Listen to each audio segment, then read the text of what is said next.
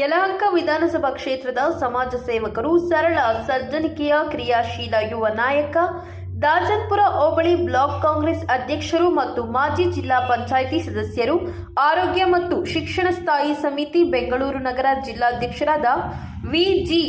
ಜಯರಾಮಯ್ಯ ಅವರ ಹುಟ್ಟುಹಬ್ಬ ಆಚರಣೆ.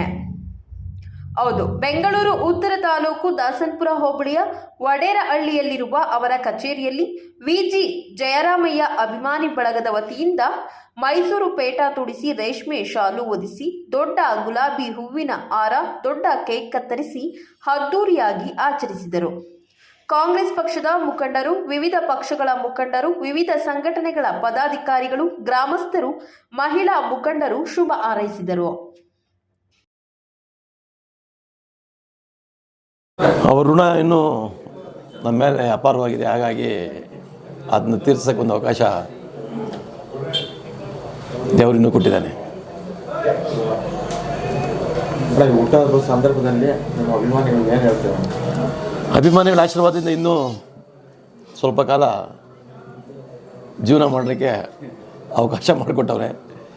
ನಾನು ಇರೋವರೆಗೂ ಅಭಿಮಾನಿಗಳ ಪರವಾಗಿ, ಶೋಷಿತರ ಪರವಾಗಿ, ಬಡವರ ಪರವಾಗಿ ಕೆಲಸ ಮಾಡ್ತೀನಿ.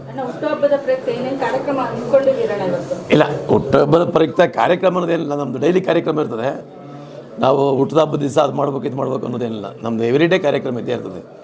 365 ದಿವಸನೂ ನಾವು ಓಪನ್ನಾಗಿ ಕಾರ್ಯಕ್ರಮಗಳು ನಮ್ದು ಇರ್ತದೆ. ಸ್ಪೆಷಲ್ ಏನಿಲ್ಲ.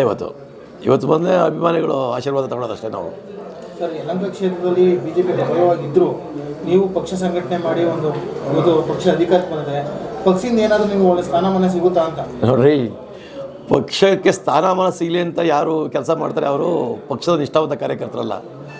ನಾವು ನಿಷ್ಠಾವಂತ ಕಾರ್ಯಕರ್ತರು. ಪಕ್ಷದ ಬಲವರ್ಧನೆಗೆ ಶ್ರಮಿಸ್ತೀವಿ. ಬಟ್ ಯಾವುದೇ ಸ್ಥಾನಮಾನಕ್ಕೆ ಇವತ್ತು ಕೇಳೋದಿಲ್ಲ. ಅದನ್ನ ನಾನು ಇಷ್ಟನೂ ಪಡೋದಿಲ್ಲ.